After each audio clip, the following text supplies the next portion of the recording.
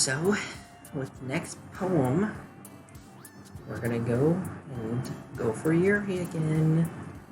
Even though we just kind of went closer with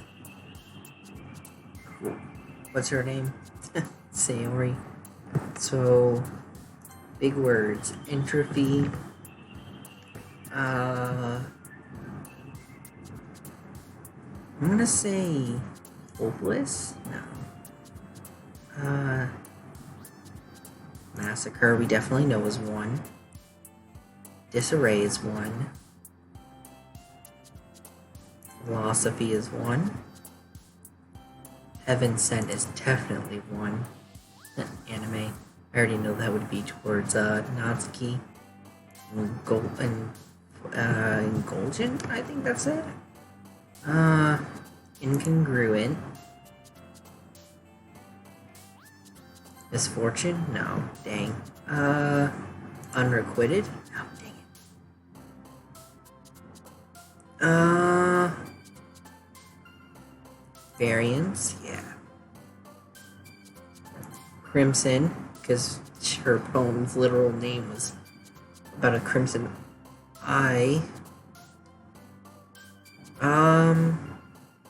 Fickle. Unrestrained.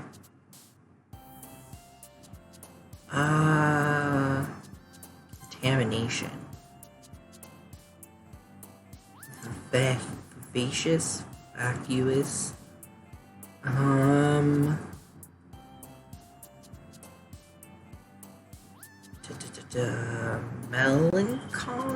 Melancholy. Okay. Vivid.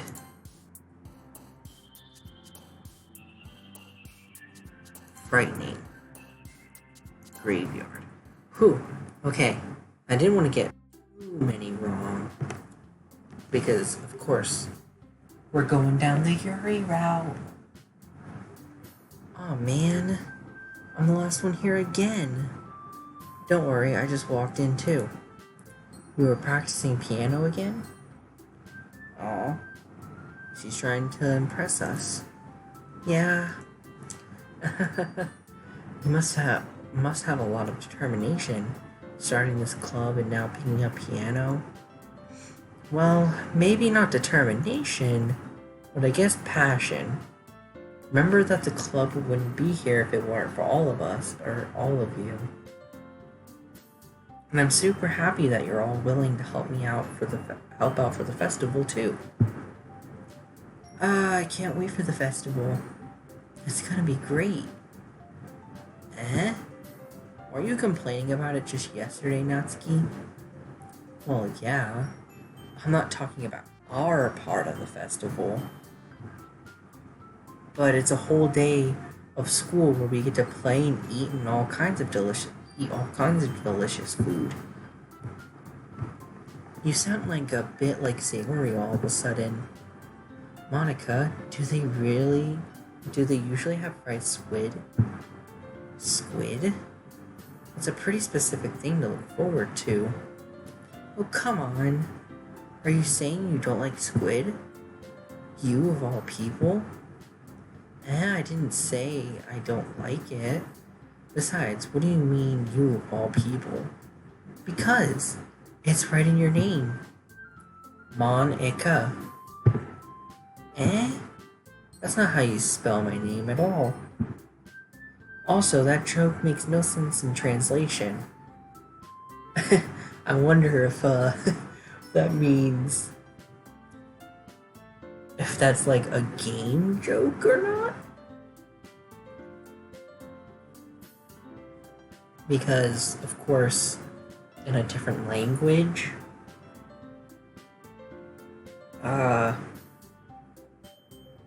it would be, of course, different characters, like in Japanese. So, never mind. So it was a game joke. Let's just focus on our own event for now, okay? Fine. Your reactions aren't as fun as Yuri or Sayori's anyway. Excuse me? Where is Sayori anyway? Oh, there you are. Sayori is sitting at a desk in the corner of the room, looking down at nothing. I walk over to her. Hey, Sayori.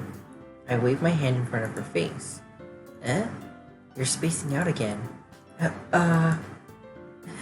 Sorry. Don't mind me. You couldn't go talk to everyone else. Huh? Is everything alright? Of course. Why wouldn't it be? It just feels like you're a little off.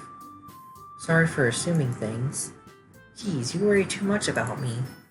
I'm fine, see? Sayori shows me a big smile. Don't let me distract you from having fun with everyone. Well, alright. If you say so. I worriedly glance at Sayori before turning back towards everyone else. But the conversation had already dispersed with everyone back at their usual activities. Maybe I should ask Monika if she's noticed anything about Sayori recently. They've been preparing for the festival. They must be spending a lot of time together. I timidly approach Monika, who's shuffling through some papers at her desk. Corona, what's up? Hey, this might sound a little strange, but have you noticed anything up with Sayori recently? Anything up with her? In what way do you mean? Maybe I'm reading into it a little too much, but she seems a bit downcast today. Oh, you think so? I can't say I've noticed anything about her.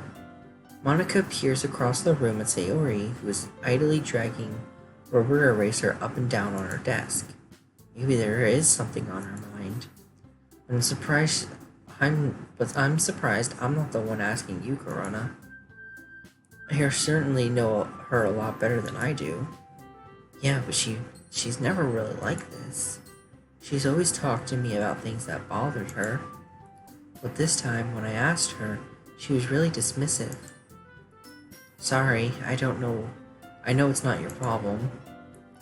I just wanted to ask if you knew anything, so I'll drop it now. No. It's important to me too. I mean, I'm also friends with her.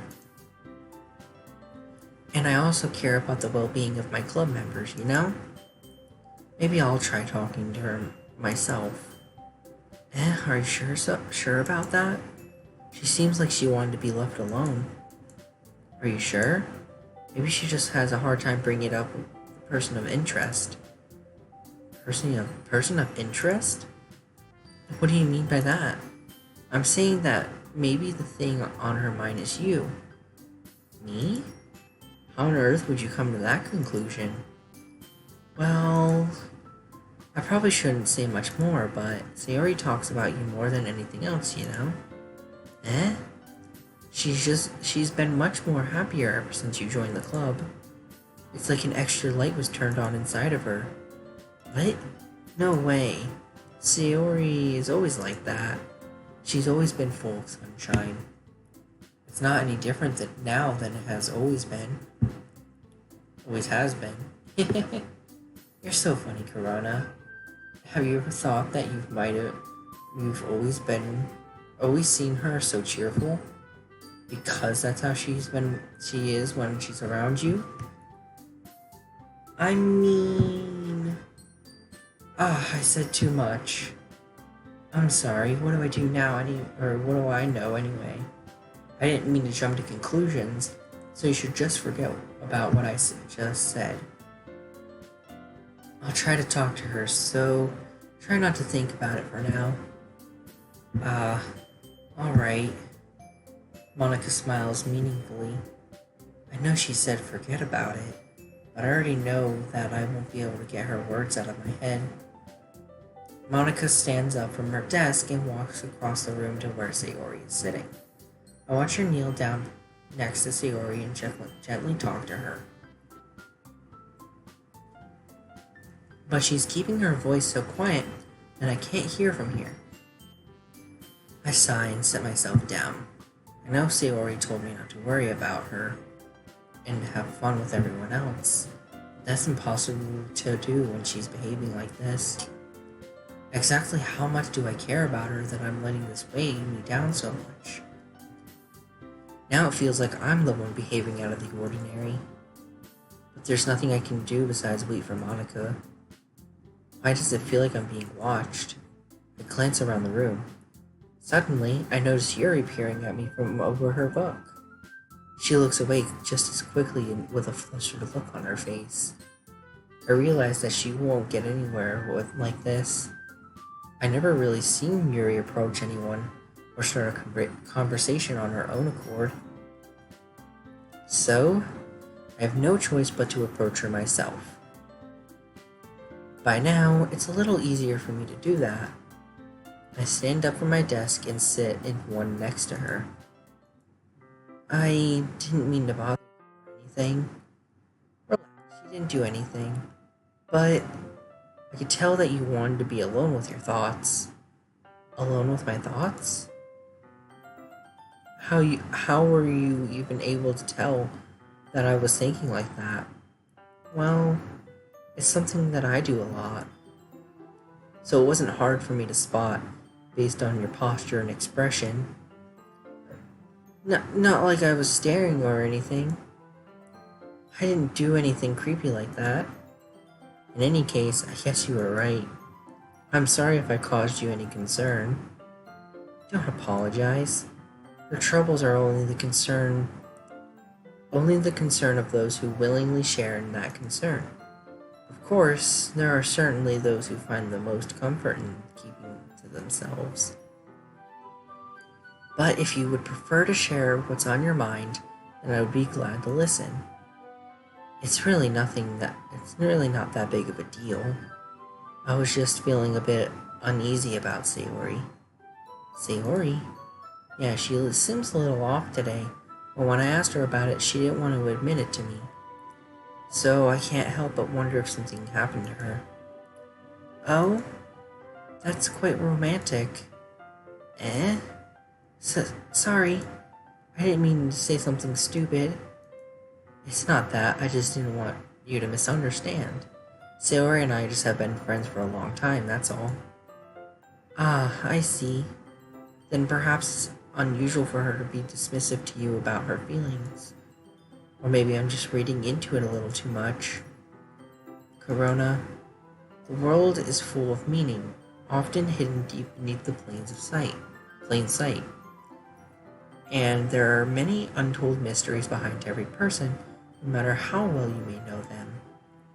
Ah, so you think that there might be something behind it after all? I think that Sayori is a very complex person. Her mannerisms on the outside don't always match what may be going on inside her head, and she may not always know what she wants. I noticed her strange behavior today too, and I also feel some concern for her. But in your case, it looked like she was fully occupying your thoughts, wasn't she? Well, I guess that was the case. Sayori, she really means a lot to you, doesn't she? I guess. But you don't need to put it that way. We're just good friends, that's all. Yuri suddenly looks deeply into my eyes. Her expression is gentle and curious, as if she was searching for something. Embarrassed, I avert my gaze. Sometimes a person's mysteries are untold to even themselves, and you are someone honest and caring. May uncover your feelings you weren't aware of were in you. That is, I think that she would be a very fortunate person to have you feel that way about her. Yuri, you're giving me too much credit. I'm a pretty simple guy, so I think I'm pretty good at understanding my own feelings. I'm not nearly as sophisticated as you. That's not a compliment, is it? It is what it is. It is what it is. Anyway, as long as we're here, why don't we do some reading? Well, as long as you're okay with it. Yeah, I think I should be taking my mind off this whole thing anyway. Hey, back to reading. Aw, we don't get any more lovey-dovey time with her. Okay, everyone. After some time passes, Monica calls out the club room. Why don't we share our poems now? Of course. Before I know it, everything's back to normal. Everyone goes to retrieve their poems, and I do the same. Make eye contact with Monica, and she smiles at me. I wonder what she was talking about with Sayori. So I should probably talk to Sayori first. But I'm always gonna go with Yuri first. Corona, your writing has only improved in these last few days. Every poem you've shown me has been nothing short of spectacular. I can really feel the emotions. I'm a little envious even. I don't think it's ever come to me this naturally. Yuri, that's the wrong way to put it. This never did come naturally to me, but I've been able to improve so much thanks to you. You're really the example I was chasing after. But is that so? Yuri gently smiles to herself. This feeling, I'm so glad I got the chance to share my writing. I never thought it would feel like this. I remember you mentioning that yesterday. I can't believe that you were so good at something and you've never even shared it with anyone. It's kind of a shame. Maybe, but it's not like I really had a choice. What do you mean? Well, Yuri smiles sadly. Corona, during lunchtime I eat by myself. Did you know that? It was a great time to find a quiet spot for reading. In fact, I've always had some books with me. You could say I really enjoy reading. Well, that's one way to put it anyway. But books are so full of amazing and inspiring people. People you want to fall in love with. Or people you just know would make a really good friend. Cheerful people who always put a smile on your face. Or deep thinkers and problem solvers who discover the mysteries of life. So, when you look at it that way, I'm surrounded by friends every day. You know? And those feelings don't laugh at me. Or friends don't laugh at me. Oh, that's so sad. They don't tease me for spacing out all the time. They don't make fun of my body type. And they don't hate me for acting like a know-it-all. People say that about you? I'm not a know-it-all, Corona. It's the opposite. I don't know anything. Aw, I don't know how to talk to people. I don't know how to make people see me as normal. I don't even know how to make myself happy. I have all these feelings, and all I can do with them is read and write. But it wasn't until now that I started sharing it with you that I really understood what was missing all this time. But I hadn't really done anything. No, that's wrong. Just being patient and respectful, that's really important to me. I know I'm a difficult person, Corona. I speak too slowly. I second guess myself all the time. I read too deeply into things. But every time, you've always treated me like anyone else. It's so rare that I feel comfortable with myself when I talk to others. And that's why every time I seem to talk to you, or every time I talk to you, I just feel really happy. I see. Well, I treat you how you deserve to be treated, Yuri. And if other people don't see it that way, then screw them.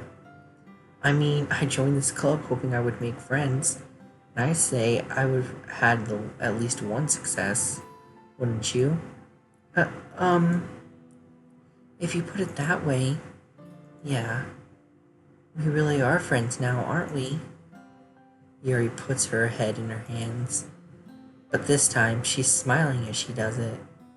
Do you want to show me your poem? Yeah, I do. Let me get it for you. Aww, she's so adorable.